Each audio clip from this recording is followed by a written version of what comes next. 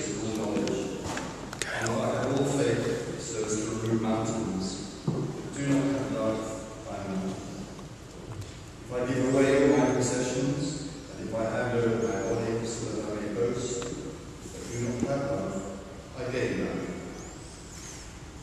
Love is patient, love is kind. Love is not envious, or boastful, or arrogant, or rude. It does not insist on its own way. It is not irritable or resentful. It does not rejoice in wrongdoing, but rejoices in the truth.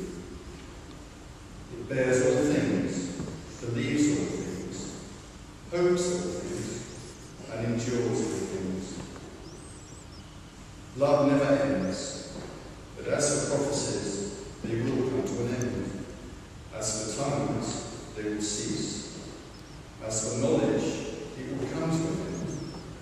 For we know only in part, and we prophesy only in part. But when the complete comes, the partial will come to an end. When I was a child, I spoke like a child, I thought like a child, I reasoned like a child. And when I became an adult, I put an end to childish ways. For now we see in a mirror, dimly, but then we will see face to face. Now I know only in part, and then I will know fully, even as I have been fully known. And now faith, hope, and love abide. And these three, the greatest of these is love.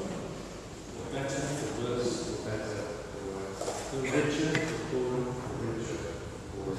In sickness and in health, in sickness and in health. To love and to cherish, to love and to cherish. To death us do part, to death us do part. According to God's holy law, according to God's holy law. In the presence of God, in the presence of God, I make this vow. I make this vow.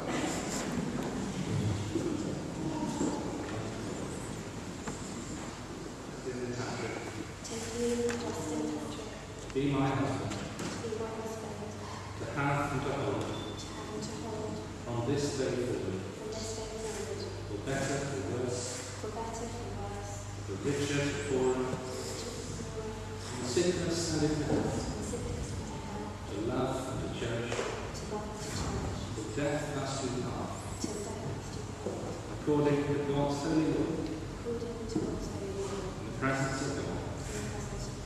I make this vow. In this day, through Jesus Christ our Lord. Amen.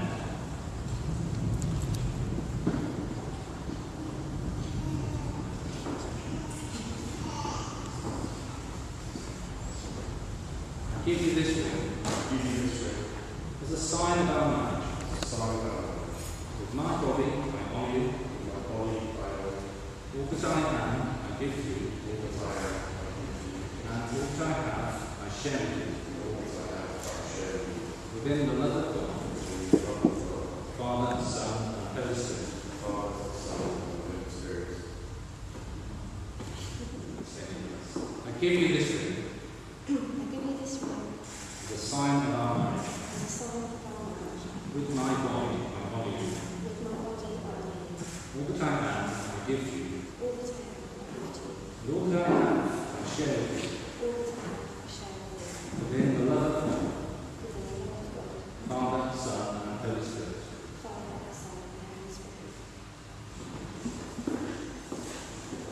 In the presence of God, before this congregation, Justin and Michelle have given their consent and raised their marriage vows to each other. They have declared their marriage by the joining of hands and by the giving of rings. Therefore proclaim that they are husband and wife.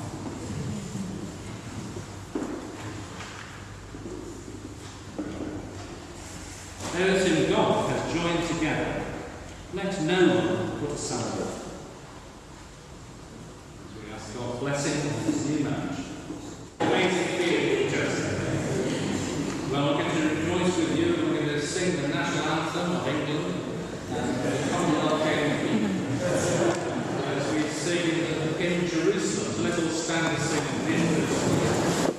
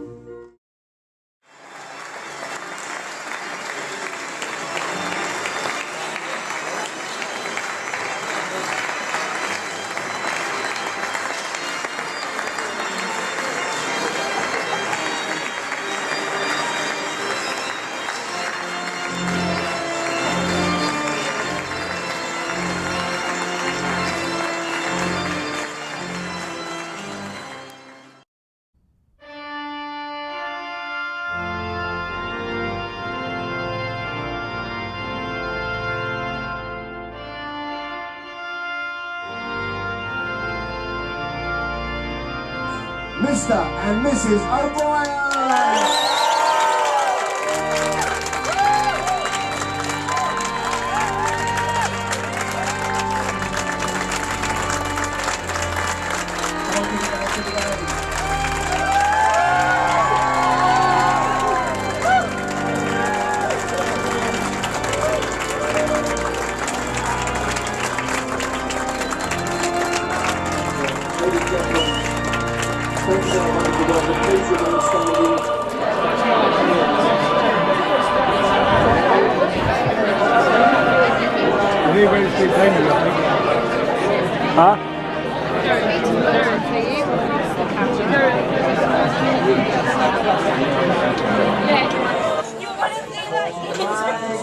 You want to play that game, do you?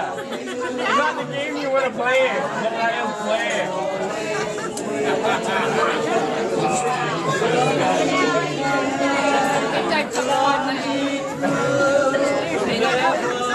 They know.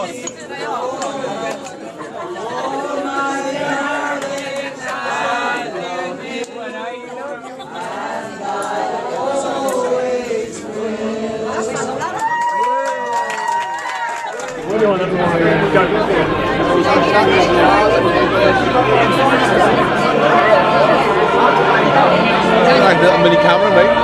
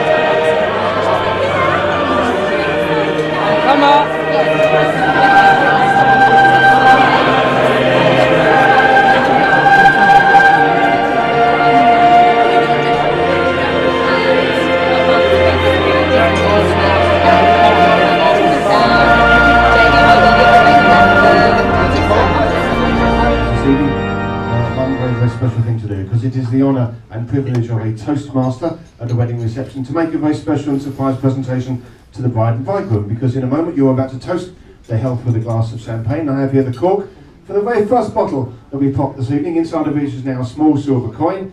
Of course, the champagne represents what we hope will be a very sparkling and bubbly life ahead of them, and the little coin is symbolic of a life of prosperity. So, as a symbol of today and something you two can keep forever, ladies and gentlemen, I'm delighted to present our bride and bridegroom with their first cork.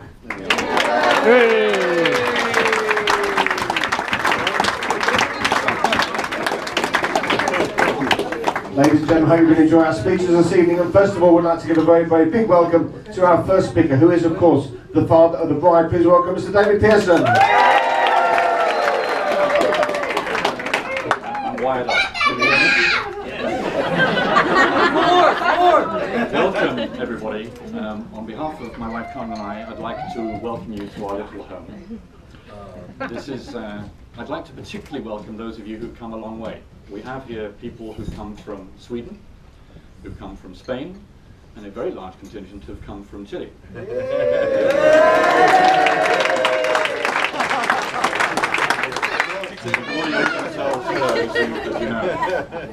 When I married Carmen in Chile half a lifetime ago, the only other Englishman in the room was my best man, who lived there at the time and still does. No other people came from the British Isles to my wedding. So we actually had to come here for our reception in London so that we could have a reception for our family and friends here. The world has changed a lot in that time. It's become much more globalized, and it's fantastic that so many of you made a wonderful effort to come here. Thank you very much indeed.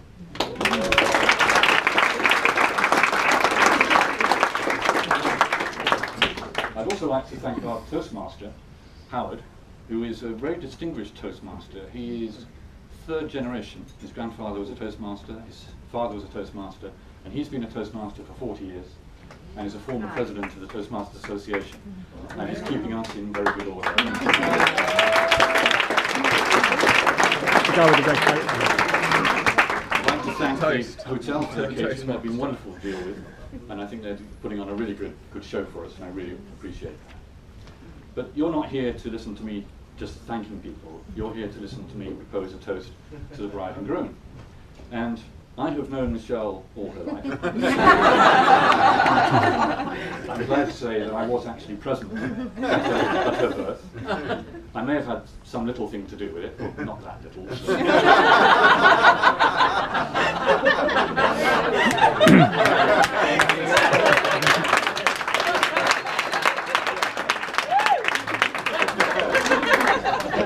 Carmen obviously did most of the work.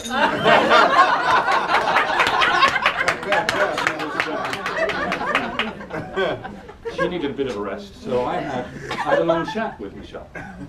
It was a bit one-sided, but what I wanted to tell her was not to set her ridiculous ambitions and targets about becoming the second female Prime Minister or anything like that. What I wanted her to be was happy, and that's what I told her. I want you to be happy. I had a long conversation with her, and she seemed to get the message.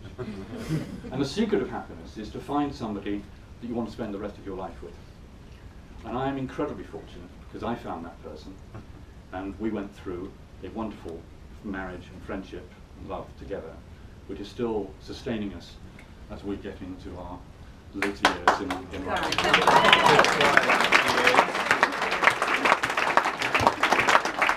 So not only is Carmen my wife and my lover, but she is my best friend, and she's my companion. And I know that Michelle has found somebody who is very similar to that in Justin. Carmen and I really have enjoyed the company of Justin over the last 4 years or so that we've known him, and got to know him as a friend, not just as the boyfriend and then the fiance and now the husband of our darling daughter, but really somebody that we like to see on a social basis. And we've got to know Justin's parents very well in the same way, and have become firm friends with them. And we see them socially even when the children are doing other things. Sorry. We all still are children. So I've forgiven Justin the fact that he's a Chelsea supporter, and come to terms with other misgivings, and really like him enormously. But there was one thing that 2 years ago, he did something that I must admit peeved me somewhat. He planned to take my darling daughter away for Christmas. And Christmas in our family is a great tradition. We really like all the things that you do at Christmas. We like the tree, and we like the turkey, and we like the trimmings, and we like the carols, and we do all of that stuff together. And Michelle was not going to be with us that Christmas. But Justin, to be fair to him, said, "I'll take you out to lunch, and I'll tell you what my holiday plans are." So he took me to the White Horse, which is the only pub I can walk to. And we had a good lunch and a couple of beers. He then produced this folder, which had a detailed travel plan. And he took me all the way through the travel plan. By the way, Michelle didn't know any of this. She didn't know where they were going on holiday. And he said, "We're going to go to Thailand, we're going to go to this place, we're going to go to that place." And this went on for some time. But then we're going to go to this place where there's a waterfall. And we're going to climb up by the waterfall. And when we get to the top, it's a really lovely beauty spot. And that's where I want to ask for your daughter's hand in marriage. So first of all, I want to know if you agree. I said yes, immediately. But with a condition, I said. Can you support the family? I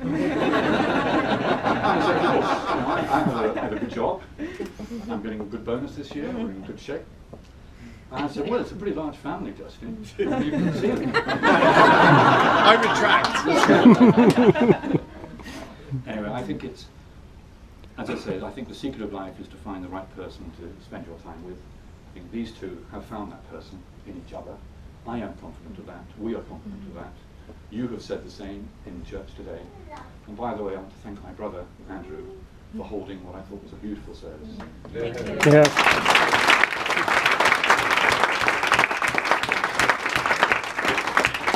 It's very nice to have a vicar in the family. apparently. It comes in all sorts of use at different times in life. My sister is also here. She spent most of her life in the charity field. She worked for Save the Children for many years. So I'm afraid I'm the black sheep of the family. Anyway, ladies and gentlemen, you have a glass of champagne in front of you. Please be upstanding and raise a glass to the happy couple. Happy couple. Happiness.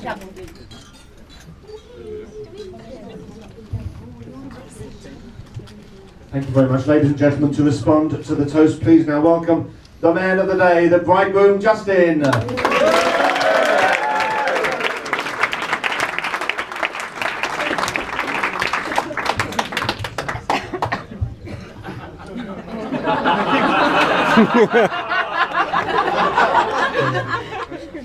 it. Wow, David, well, thank you very much for that speech. You've actually probably taken 50% of my content. I know the internet's very easy to get into someone else's email address now, but thank you for a beautiful introduction, and thank you all for here today. So, really, ladies and gentlemen, on behalf of my lovely wife and I,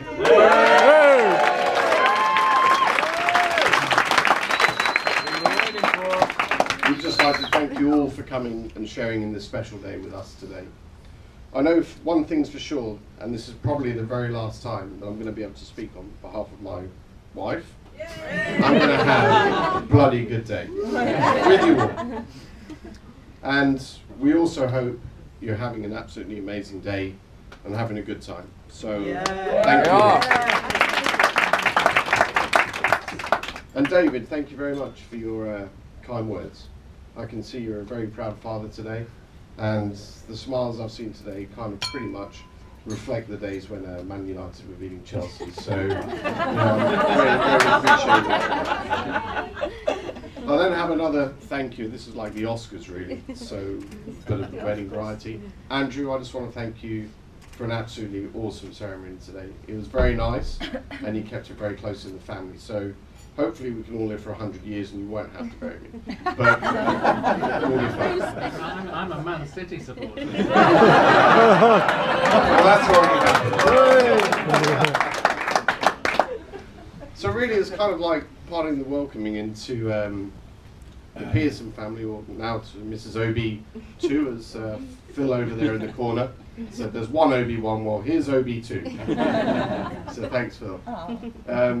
First kind of real day of like being introduced into Michelle was going over for dinner, and just me meeting David, knowing he was, you know, a very responsible being, and me kind of a little bit mischievous.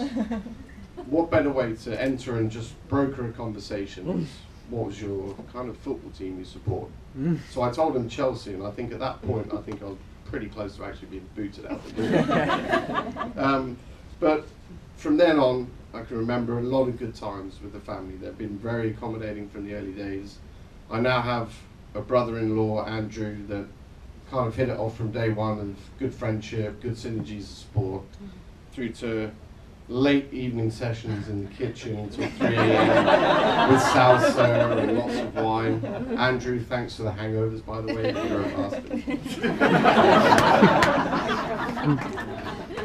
Now to the serious, I want to thank my mum and dad. You've been a rock in my life. You brought me up very well. You sent me to boarding school just to make sure I could continue to wear shoes over breakfast, lunch and dinner. No thanks to our time in Africa, where I was living with an African community in Nigeria, which shoes are pretty much a commodity out there. So being with the native out there is very difficult for me to keep my shoes on, to say the least. So with that, I thank you. You've been great parents. Mum, I love you, and thank you for everything. Now, to Carmen and Jay, the two mums, I've got to say a very big thank you for getting this venue together today. You've been absolutely amazing. I can see everyone's had a good time. Everyone's silent now, which is good. So you're either full or you're bored. I'm not sure. But just to say thank you very much. You've been absolutely brilliant. And we're looking forward to the support when we have children and we just drop them on the doorstep. And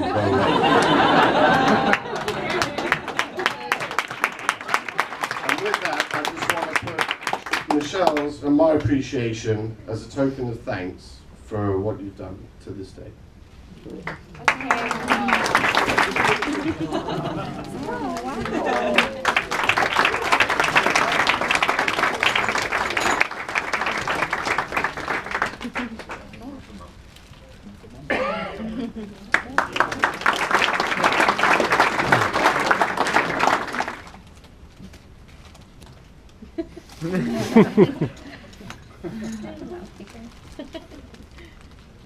Now, can I say, on behalf of my wife and I, Mrs. Obi too, we'd like to raise a toast to our bridesmaids. I know it's not in Libham, but hey, bridesmaids. Bridesmaids. Cheers, bridesmaids. You ladies have been absolutely amazing. Daisy, I can't see you. I'm going like, am I nervous or am I just going left to right? You ladies have been absolutely brilliant. Danielle, Joe, Daisy, you've been brilliant. You did a great hen party. My wife actually came back in one piece. So I thank you kindly for all of that. And all of the supporters today to getting her to the church, making her not feel too nervous, but she did have a few shakes when we were at the altar. But I can't blame you for that because you weren't together. So thank you all for absolutely everything. And we now have a little gift as an appreciation. Girls, would you like to come up, please?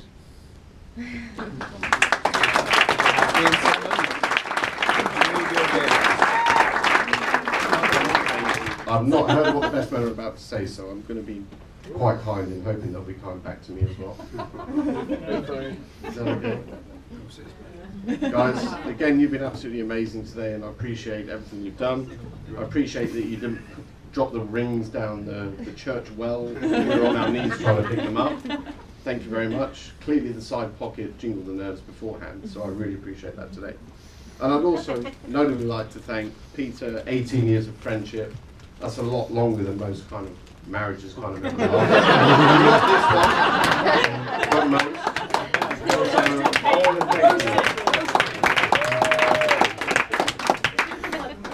And Simon for our kind of 12 years. Okay, don't get an ego about 18, 12. We're fine. So I just want to thank you for 12 years. I think we've had a great time. It's been an emotional roller coaster, but you know, thanks for all the pep talks in the lead up to the wedding, not to take a parachute and kill us. Thank you. So I just want to give a little appreciation and thanks to you guys.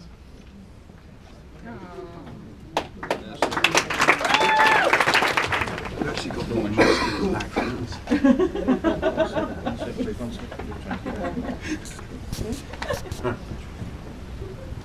I've talked too long already. They've had to change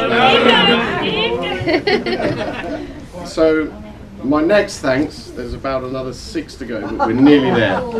And then you can just hear all about Michelle. So I want to thank my niece, Neve, for being Flower Girl today. I think she's been absolutely wonderful.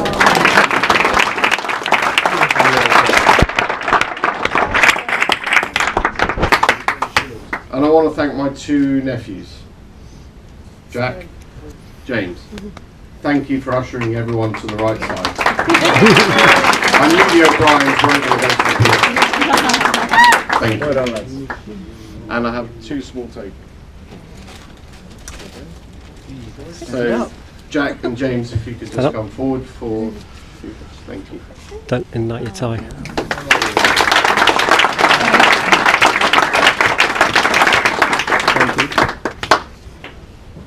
And the final part, I want to thank the travelling party that have come all of the way from Chile today.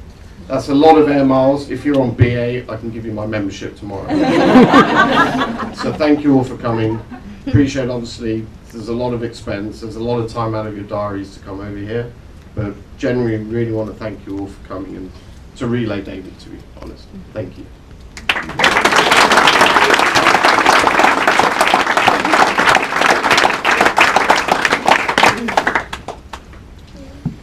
Now, to the emotional part. I can't promise I'm not going to bluff, but I'm going to try my hardest to not cry. So, to Michelle and I, it's been a long journey in getting to where we've got to today. I think from when we got engaged to December 2012 to now, it's been 19 months. And it's been a long, long journey to kind of get where we've got to now. And I think my real good fortune in life is actually meeting and marrying Michelle today. She's an absolute inspiration and an amazing girl. And I love her dearly.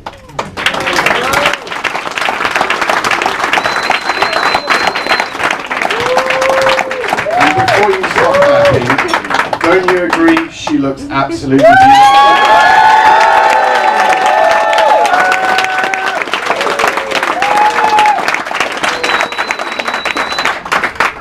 So to when the journey started, it was August of 2008. A random afternoon at another Harpenden Sevens rugby tournament, and another keg of beer, and another 10 shots of tequila, and I randomly bump into this lady here. Danielle, stick your hand. Danielle's responsible for all of this. And it was very much a whisk, right? Oh, Justin! Hi, Danielle, how are you? Yeah, nice to see you too. So we're walking up there, and I see Danielle, I see Michelle there. That's it. That's the last encounter we have for the best part of 12 months. Our next encounter was June of 2009. Again, I had to look at the notes because it's that long ago. And June 2009, it was another brief encounter, and to this day, everything was brief encounters. So it was, are we ever going to get at least 6 hours together rather than half an hour? So anyway, we go and meet, and we go to Billy's, and I see this young, beautiful lady in there with Danielle and I think James and a few others having a few beers, and in passing, Michelle goes to me, "My mum's Chilean." I'm like, "Bueno, entonces, nosotros podemos hablar español, perfecto." So we talk for a while, the Spanish is going well, no one could understand what we're saying, we were abusing them, which was perfect, but they never understood. Great. So that was kind of the August. Then in November 2009, kind of getting itchy now. This is the third time I've met somebody and I've not got a number. This is really frustrating me. Danielle offers to take Michelle and I out for dinner. So we go out for a lovely dinner, have a nice Italian, just again near Billy's, but just the other side of the road, which is great, it's close. And we go for dinner. Dave here drops Michelle home, then drops me home, and just as I'm leaving the car, I'm like, any chance of letting me have Michelle's number?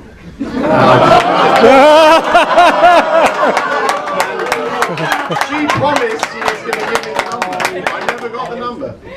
So against my will, I've been completely deactivated off Facebook because it's just social media and who cares about tagging pictures, frankly. I have to reactivate Facebook and say, "Michelle, that was a really lovely evening. I would love to see you again. Here's my number." Oh. I'm then waiting, thinking, I sent this 30 minutes ago. You've not responded. Anyway, lo and sure, I get a response, and I tried to get Michelle out for New Year's Eve. I just wanted to have a New Year's Eve date and a dance and all the rest of it. Preoccupied. Again, another blowout or another, not even 20 minutes, but still, it was great. Because on the 2nd of January 2010, I had my first date with my now wife. And it was great, and it was a beautiful night. We cooked dinner at home. We then followed off and had a bit of the Morgans at the cinema. Why do dates ever go to the cinema, by the way? Because you just never talk. It's like the silence. But we did, and we grew to go on like that. And next passage, I had a dog that died. So I then go and buy a dog. Seriously, you've got to hear the life story, okay? Up until now. So I'm waiting for the best friend to come after. But I had a dog and unfortunately it died. It genuinely did. So we don't need applause or laughter. It's pretty gross. So we then get this other dog, and to be fair, it was very close to a dog that Michelle used to have called Blackie. And again, it was Collie Beagle, mine was Collie Spaniel. And I generally thought, up until maybe November of 2012, before we got engaged, that it was just all about Cisco, and that was nothing to do with it. Cisco! But then I got to realise that actually, back then, even in 2010, we had our first little family, albeit a pet family.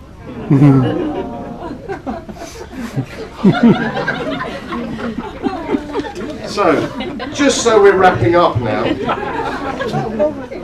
David is the most hardest person to lock down for a dinner date. I don't know how Carmen gets there. In fact, I do know now they have weekly diary meetings, and I recommend it to anyone in the audience. If you're not doing it, start doing it now so you know where everyone is, because not everyone checks in here and there on Facebook, all goes on Twitter or anywhere else. So it started in October of 2012, and I was hoping to take David to the rugby at Twickenham, and it was England versus South Africa. I thought, well, I've done a good job here. I'll take David to the rugby. I get a response. It's my annual pilgrimage to Old Trafford. And that was my kind of plan back in October, to kind of start the proposal. Didn't happen. So next, Andrew, do you want to come to the rugby with me? Yeah, I'd love to go with the rugby. Just to let you know, by the way, I'm going to propose to your sister at Christmas. Are you okay with that? Yeah, you're a good guy. So I got number 2. We then come back from the rugby. I see Carmen in the kitchen. We have a few drinks, and it was one of those classic salsa nights. 3 o'clock in the morning. Carmen, what do you think? I want to marry your daughter. Yes, of course!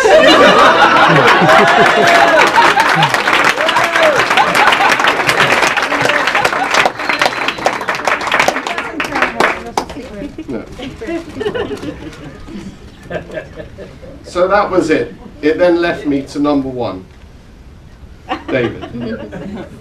And as David's already alluded to, I did want to take him out for lunch, and yes, I did have a big agenda.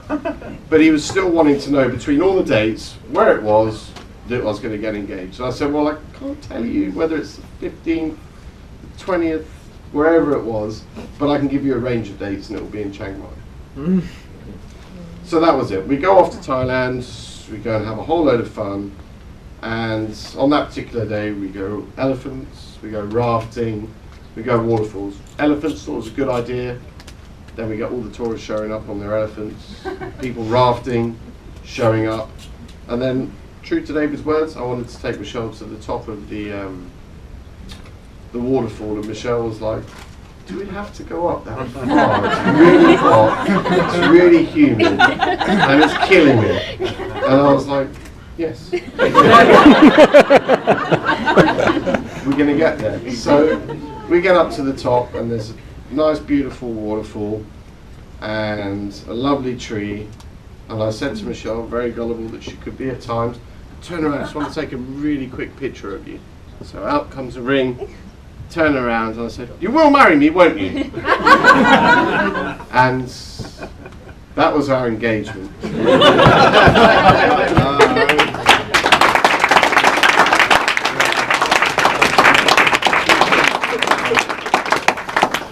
How are you guys doing on the sweepstakes? You didn't do one on the best man, did you? No. Yeah. Told him it'd be Really? 22 minutes. Crack it on. Perfect. So I've just got to put 2 apologies to Michelle right now.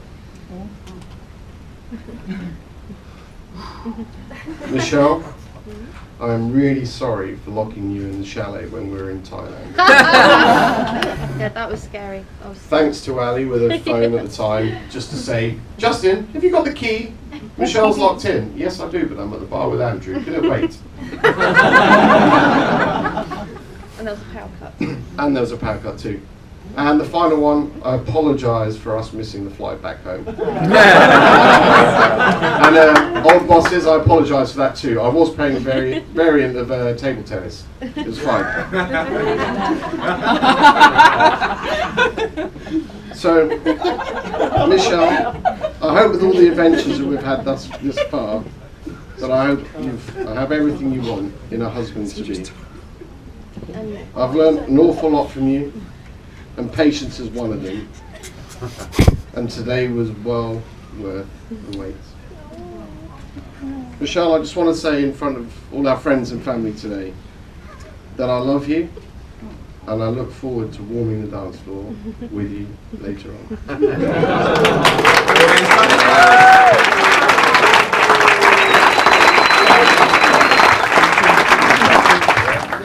Well, ladies and gentlemen, good evening.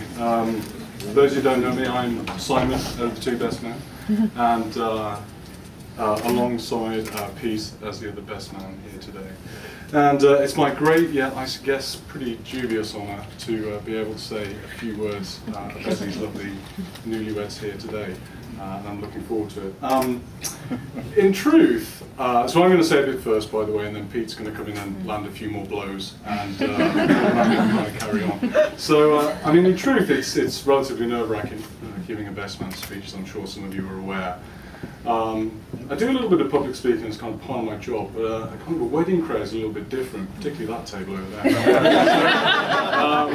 There's a lot of emotion in the room, there's a lot of friends and family, but as a good friend said to me the other day, he said, you know what, Simon, giving a best man speech is kind of like being on a nudie speech. It's only going to be hard for the first couple of minutes.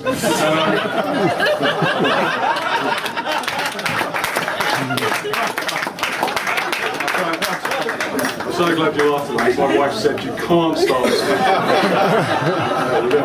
So I'll endeavour to keep this the Kylie Minogue best man speech, short but highly entertaining.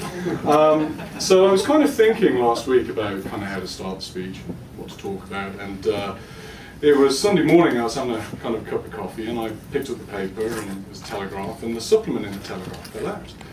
And it just happened to have an article in there, which is here, in case anyone's planning their wedding, about how to have a great wedding, how to have a perfect wedding. I thought, well, that's quite interesting. Let's talk about what we're all experiencing today and compare it to what it says in the article. So here we go. So it offers all sorts of tips up, so I'll just pick a few out. So first is about dressing for the wedding, very important, as we all know. And I quote, "A well-fitting bra makes a big difference to your posture." And I'm sure we can all agree that Justin has absolutely nailed it.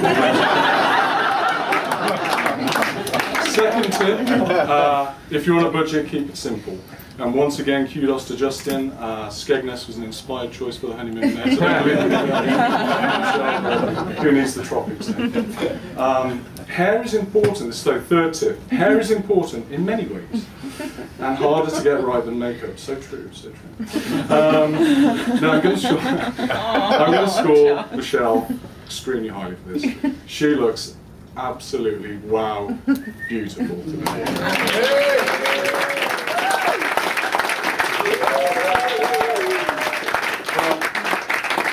Did we really expect anything less? I don't think so. But I've got to give credit to Justin here. I mean, even he gets some good marks for this.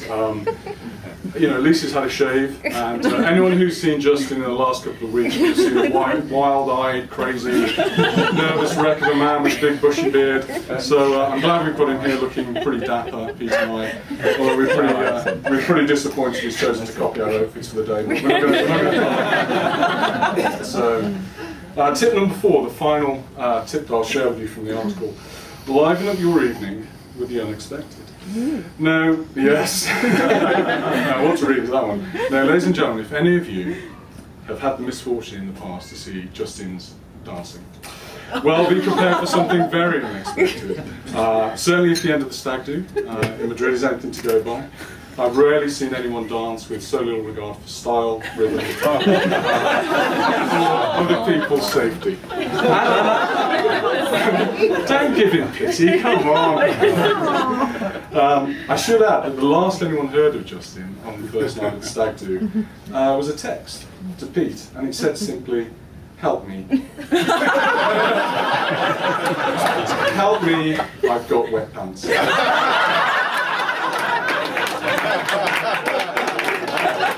I can't tell you what came before. So what can I tell you about this? I'll tell you at the bar too. So what can I tell you about Justin? Debonair, sophisticated, erudite. But just a few of the words this man can spell. As for stories regarding Justin, well, this is normally the part of the speech where I regale you with stories of drunkenness and humiliation involving delightful groom here. Now, unfortunately, all too often these stories have actually included myself, and I'm under no obligation to incriminate myself and my wife, and I guess several of the gentlemen in the room as well. Peter and I both agreed if you want to hear an alternative version of the Best Man speech at the bar a bit later on with all the salacious detail left in, come and find us. But we've got no shame in that way. But it would be remiss if I left you perhaps without at least an idea of the character of the man. So perhaps some edited highlights. And I picked stories actually from different areas of Justin's life. So we heard a little bit earlier that Justin went up to boarding school in Yorkshire. And there was a time that Justin's father, and this is a story that Terry told me actually, it was a time that Justin's father Terry was called up to Justin's school in Yorkshire, got a call. Can you come up please? Yeah, absolutely. Turns out that Justin had been found semi-naked on the rugby pitch at school alongside two girls and a bottle of vodka and a shopping trolley. Now, I gotta say, that sounds like a pretty good afternoon, I gotta say, but I could go into more detail, but let's leave it at that, shall we? Apart from to say that Terry did have to plead with the headmaster to keep Justin there, and he didn't turn out too badly in the end, I think. I'll tell you a time at the University Sevens tournament when Justin had annoyed a rather large Irish player on the rugby team. Don't blame Justin. By having a dalliance with said player's girlfriend. And this altercation ended with Justin being chased round and round the car park, much like a little girl, hiding behind cars, being asked to defend himself like a man. I'm sure he wants everyone reminded of that, so... Cheers, Si. Or, here's where the payback is. I could tell you at the time at my own wedding, some 3 years ago, when Justin was my best man at that wedding. And I suddenly noticed, about an hour into the reception, that everyone seemed very, very merry. And I thought, well, this is rather odd, you know, we've only had a glass of champagne and, you know, some pins, so not very much at all. And I found out a bit later that Justin had taken it upon himself to get the party started by spiking everyone's drinks. Gin, vodka, Drambuie, whatever he could get his hands on. So revenge will be very sweet.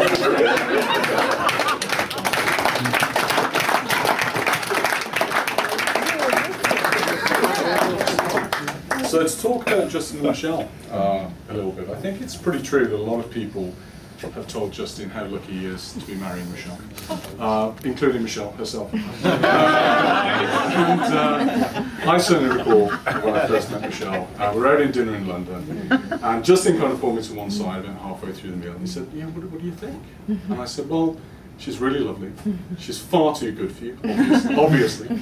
Don't bugger it up. Words to that effect. And I guess he must have heeded that advice as we're all here today showing this delightful event. So I'd like to go on record that I was, of course, correct, and you should listen to me more often, Justin. So, people know, I think, that they met, in fact, Justin mentioned in his speech that they met kind of around about August 2009, some 5 years ago. And Justin, upon hearing that Michelle was of Chilean heritage, went up and whispered some sweet nothings in Spanish in her ear.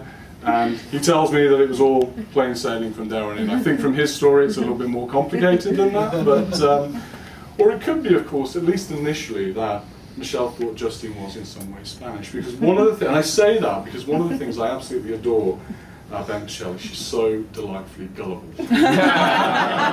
Absolutely love that. For example, Justin had her believing that there was absolutely no chance of a proposal until 2020, was it? Yeah, 2020. Whereas the rest of the Western world knew that everything was being planned. For my part, my favourite story about your gullibility, they came over to my house a few years ago, and I managed to convince Michelle, after much red wine, it has to be said, that my father was the world champion tightrope walker. And he recently walked over the night before. I'm pretty proud of that, I must say. I'm teasing a little bit, of course, but you know, one of the best things about Michelle is that sweet, trusting nature. She is an absolutely great person.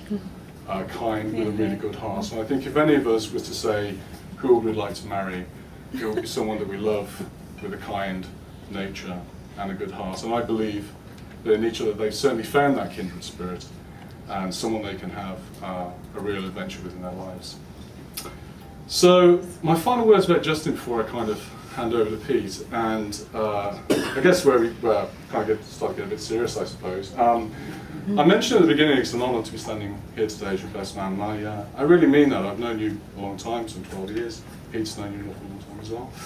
And what I do know since I met him that time, he's certainly always been there for me, through everything really, good times and bad. He's a really kind soul. And when I was kind of thinking about what I could say about Justin that was really true and honest, the one thing that came to mind, I'm sure a lot of people agree with this, he has a real character about his nature that draws people to him and warms people to him, makes people want to be his friend. And I think that's a very special quality for any person to have.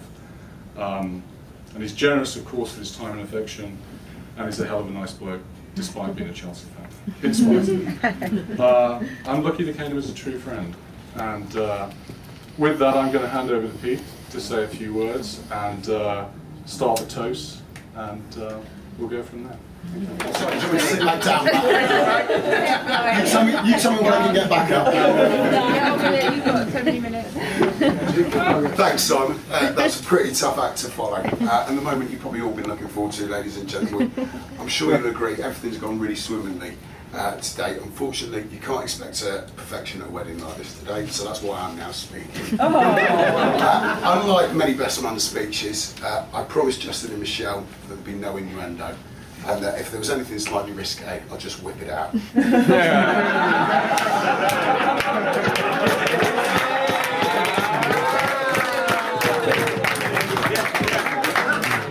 So, Justin, where do I begin? Firstly, I was going to say you've copied my outfit, but I've actually realised, Justin, you're wearing my outfit because my trousers are too small. Mine are too long. Last night we were around at the O'Briens, had a bit of food, and I was racking my brains thinking through all the stories that I could go through. And Jane then swiftly told me no. I was first lucky enough to meet Justin 18 years ago. We were playing away at Leicester. Justin, being an away rugby match, Justin decided to wear the Italian football kit and probably tell us all he's Italian. Now, I might not be the sharpest tool in the box, but a name like O'Brien is about as Italian. He's a New Yorker. Also, I'm sure you all know Justin now. He is a practical kind of a guy, the sort of guy that can solve any sort of problem. Even the time that he potentially saved Philby's house from an electrical explosion with just one hand.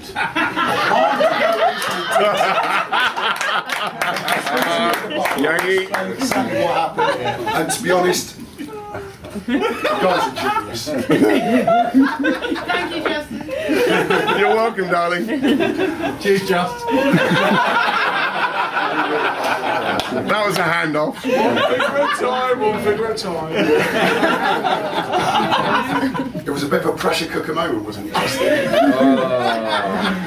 All joking aside, I'd just like to say it's a wonderful honour to be asked to be best man with Simon for Justin today. The theme of my speech was why marry Justin? Well, you can't ask for a better mate. He's been with me through thick and thin over numerous years, particularly when I've had some problems. 4 years ago.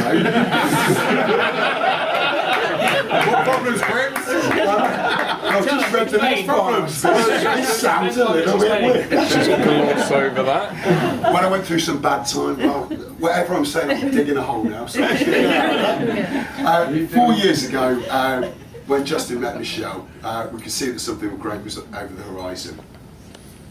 And I'd also personally like to take this opportunity to thank Jane and Terry, who have been very supportive of myself personally. And almost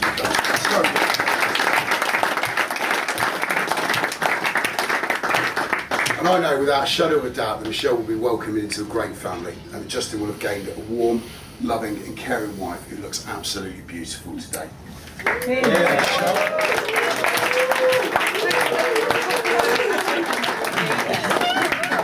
And Michelle, you'll leave today having gained a new dress and some flowers. Forget the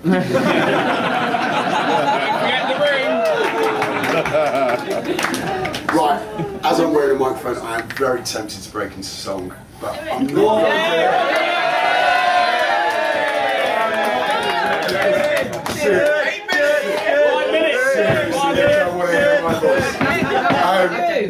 Before I do, we've got 3 toasts. The first one is to the bridesmaids. Joanne, Daisy, Danielle and Flower Girl Neve. You all look very stunning. Ladies and gentlemen, please raise your glasses to the bridesmaids.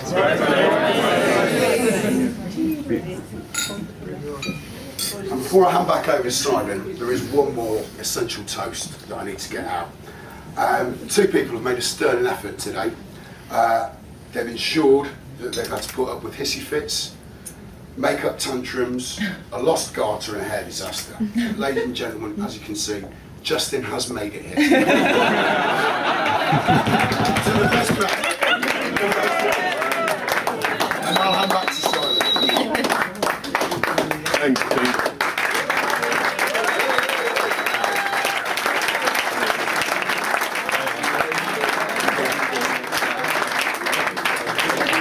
So we're almost done. You'll be glad to know. So I had a bit of a finish to the speech, and it was basically to say you guys are a great couple, and we all wish you a lifetime of happiness, and the best is truly yet to come. And I was going to give you some advice that people gave me at my own wedding, but I'm going to change that because this morning a card came for, and I've asked Justin's permission for this, Michelle.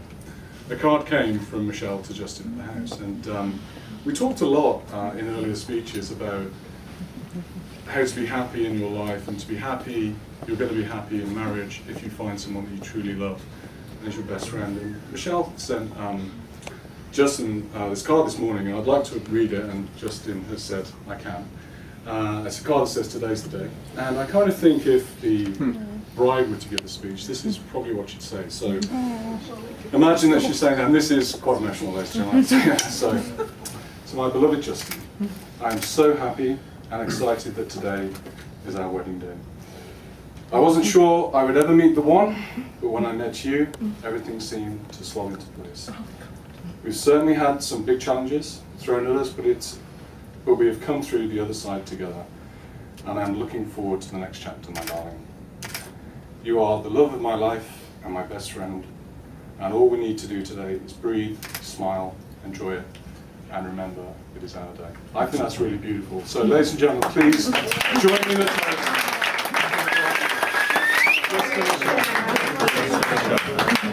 Bride and groom. Drink the bridegroom. Ladies and gentlemen, a big round of applause for the best man. Sit back down. You tell me when I can get back up. You've got 70 minutes. Thanks, Simon. That's a pretty tough act to follow. And the moment you've probably all been looking forward to, ladies and gentlemen. I'm sure you'll agree, everything's gone really swimmingly today. Unfortunately, you can't expect perfection at a wedding like this today, so that's why I'm now speaking. Unlike many best man speeches, I promised Justin and Michelle there'd be no innuendo. And if there was anything slightly risque, I'll just whip it out.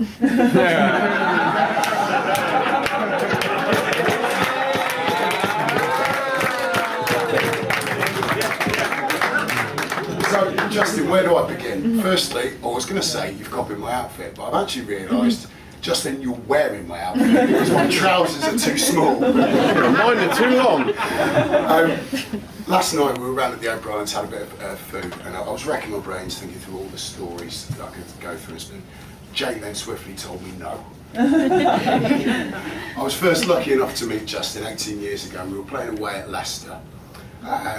Justin, being an away rugby match, Justin decided to wear the Italian football kit and probably tell us all he's Italian. Now, I might not be the sharpest tool in the box, but a name like O'Brien is about as Italian. That's a New Yorker. Also, I'm sure you all know Justin now. He is a practical kind of a guy, the sort of guy that can solve any sort of problem. Even the time that he potentially saved Philby's house from an electrical explosion with just one hand.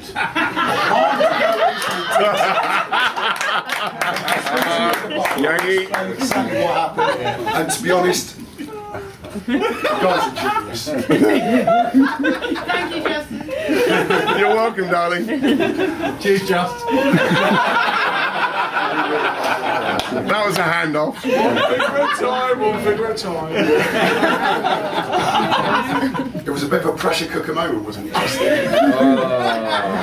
All joking aside, I'd just like to say it's a wonderful honour to be asked to be best man with Simon for Justin today. The theme of my speech was why marry Justin? We can't ask for a better mate. He's been with me through thick and thin over numerous years, particularly when I've had some problems. 4 years ago. What problems, Brent? I've just read the next problems. It sounds a little bit weird. Just gloss over that.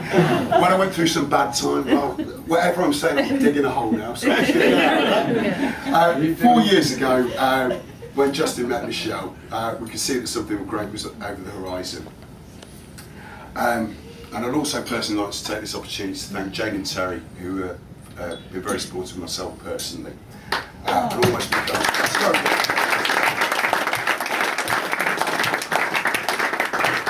And I know without a shadow of a doubt that Michelle will be welcomed into a great family, and that Justin will have gained a warm, loving and caring wife who looks absolutely beautiful today.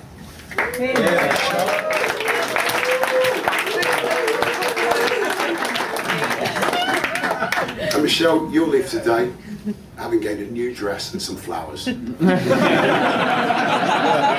ring. Right, as I'm wearing a microphone, I am very tempted to break into song, but I'm not going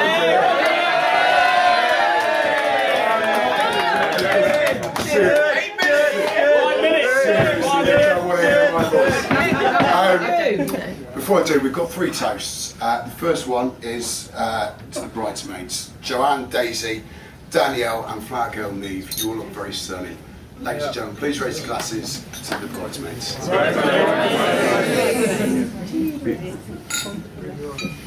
And before I hand back over to Simon, there is one more essential toast that I need to get out.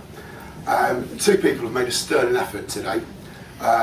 They've ensured that they've had to put up with hissy fits, make-up tantrums, a lost garter and a hair disaster.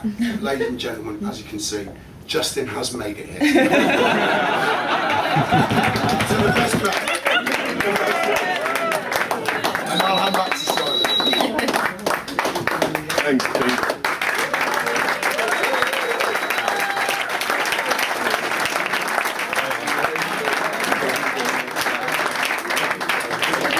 So we're almost done. You'll be glad to know. So I had a bit of a finish to the speech, and it was basically to say you guys are a great couple, and we all wish you a lifetime of happiness, and the best is truly yet to come. And I was going to give you some advice that people gave me at my own wedding, but I'm going to change that because this morning a card came for, and I've asked Justin's permission for this, Michelle.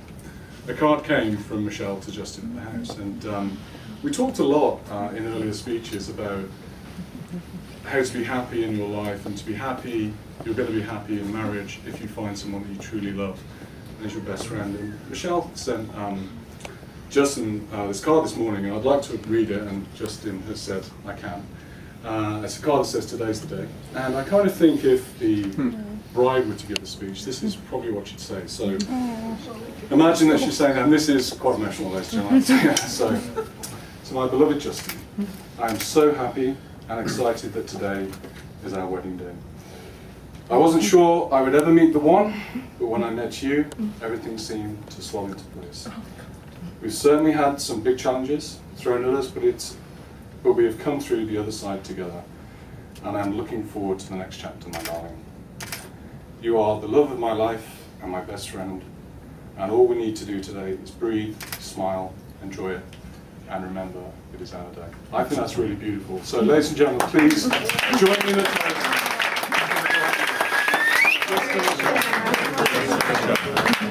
bride and groom. Drink the bride. Ladies and gentlemen, a big round of applause for the best man.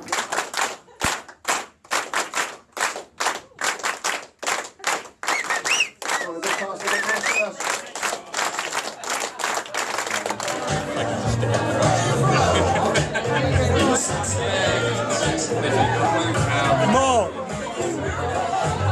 Jack. She's like 10 out of 10 dancing. Amazing.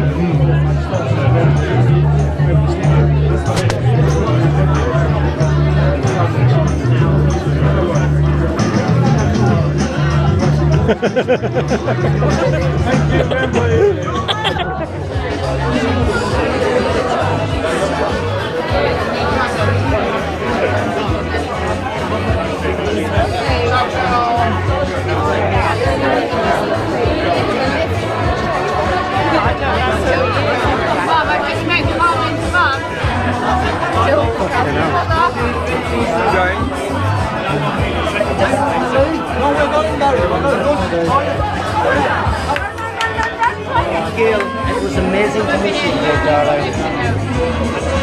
And I wish you all the best. Lovely to meet you, young lad. You do well. Go forth and prosper. All the best. You too, Gary.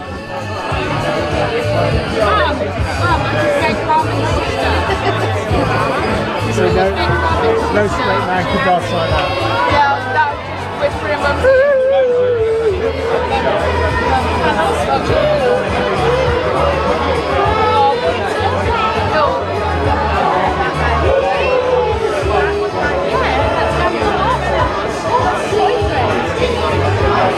Get some sweeties in you, Lee. You'll be fine.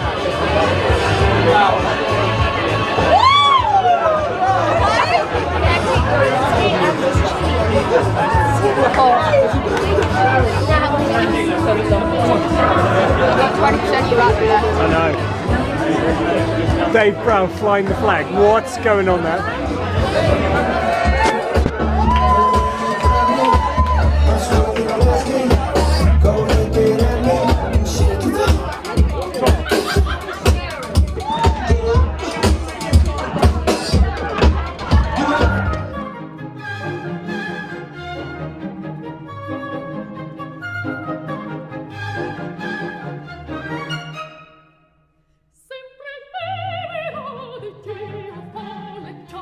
Di gioia in gioia, o che scorre nel viver mio, e sentieri del piacere, nasca il giorno voglio, sempre